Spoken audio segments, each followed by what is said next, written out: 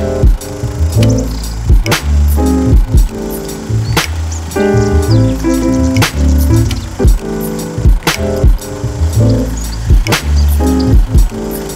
we're here in Fort Smith, Arkansas. I did the School of His Presence yesterday. 8 hours. The Lord mightily worked in our midst. I sense the glory of God in such a strong way, more than I ever have. And I've sensed the glory of God many, many times. I'm thankful for that, hundreds of times. But today was the strongest in my life. Many people felt the tangibility of God, which is so important to me. The manifest presence is number one. When the eyes of the soul looking out meet the eyes of God looking in, right there, heaven has begun upon the earth. I'm telling you, my friends, may there be even today, as you hear these stories and as we're talking, I pray that these would be like rose petals leading you to the King's chamber. Yes. That you would feel freshly inspired, that you would literally salivate to get alone with God. That your heart will have an ever-longing pull to spend time enjoying Him in the nothingness. I'm telling you, every lull throughout the day can become an invitation to come away. Where everything in your life is serving this one purpose: I must be with Him. So that when you wake up in the morning, your entire day is built around being with Him. Because He becomes the lover of the soul, completely captivating and taking you. So that everything that you have and everything that you are is to serve this one purpose: to enjoy God. We just got done with the first section of the School of His Presence. It was so rich with the presence of the Lord. Many people were seeing Jesus standing in front of them, or just seeing Him fresh. And I believe that's exactly what God's doing here. He's bringing a fresh revelation of Jesus. I just learned that this taco place that we're gonna go eat at is owned by a Christian company, and they do mission trips and things like that, right? They do. So it looks really cool. It's called Tacos for Life.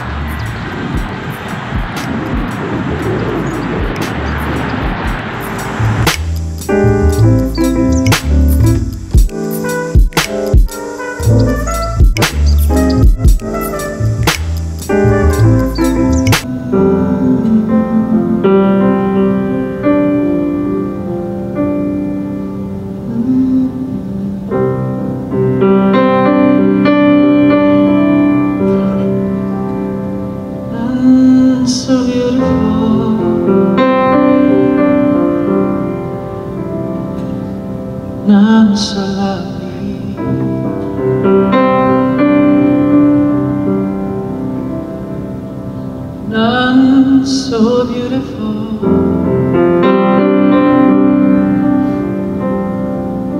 none so lovely.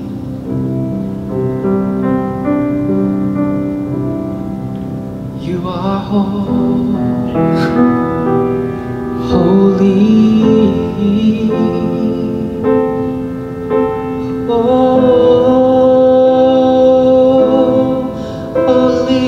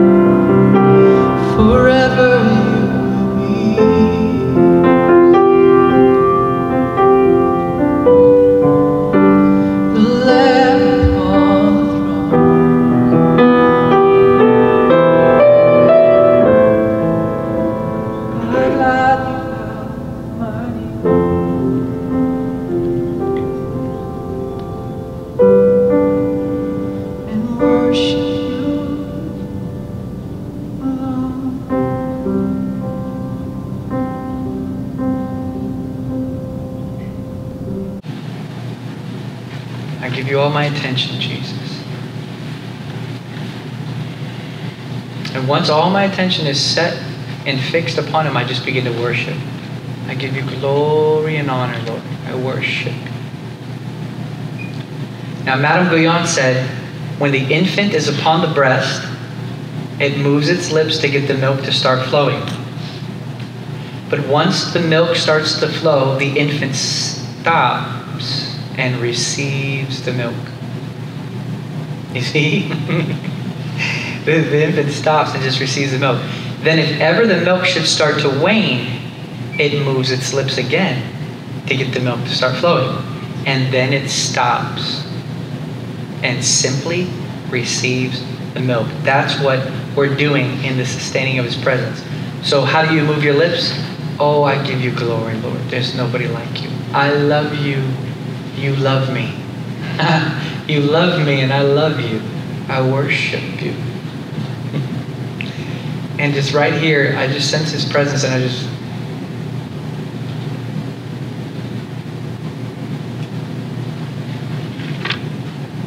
Now it's here in the drinking. This is the purpose of prayer. It's all being done right here. This is the reason why. Just finished the school here in Fort Smith, Arkansas. Whoa, such a sweet presence of the Lord. Just a weighty glory resting on us. And I know what's going to happen with these people. The Lord is going to bring them into a deeper ease and simplicity in their daily life. So it's Hanna McFarland, but the channel name is Encountering Jesus. So, okay. Yeah. Are you rolling? We've been rolling. Okay, so I met Hanna in the past through YouTube, and I started subscribing to her channel. This is it right here. Hanna McFarland, Encountering Jesus. You gotta subscribe. She puts out videos that have the presence of God. She also does instrumentals as well. And it's been such an honor to be able to be with her personally. But it's great. I can't wait. You guys gotta check it out. Check it out. Thank you so much. It's so awesome.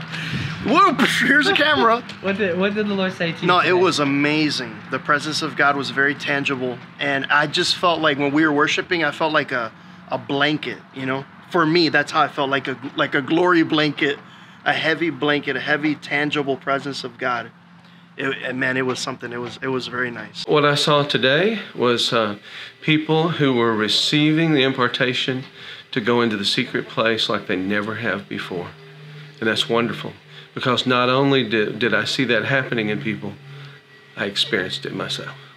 Did you sense anything today? Absolutely. I sensed the glory of God in such a strong way, more than I ever have. And I've sensed the glory of God many, many times. I'm thankful for that, hundreds of times. But today was the strongest in my life. So this place is iconic around here. It's been here for a long time. It's called Ed Walker.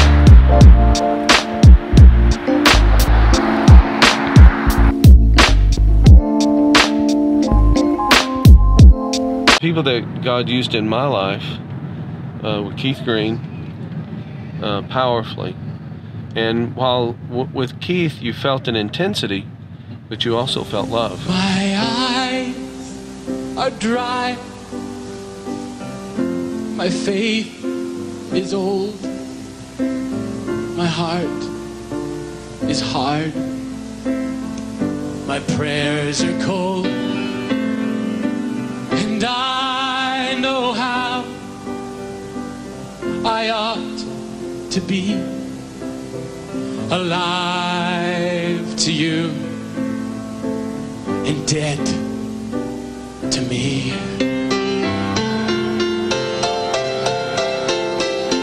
What can be done for an old heart like mine?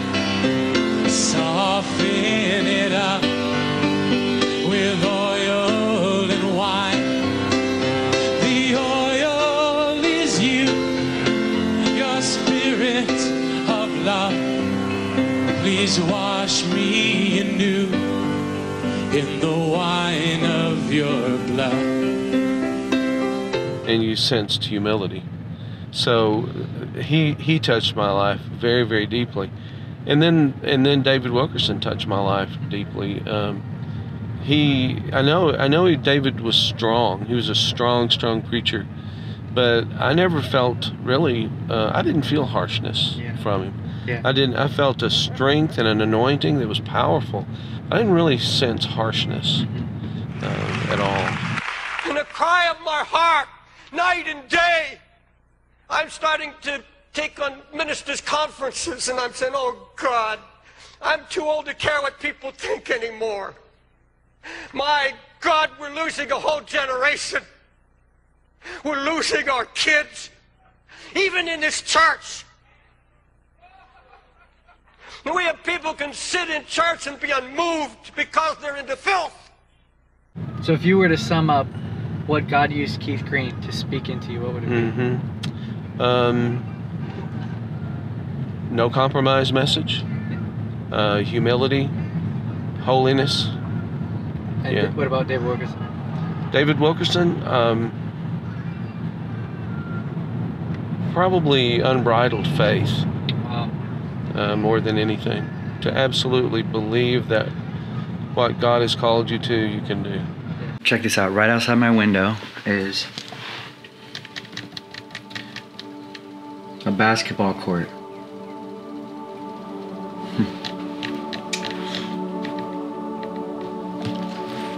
When I was growing up, I played basketball day and night.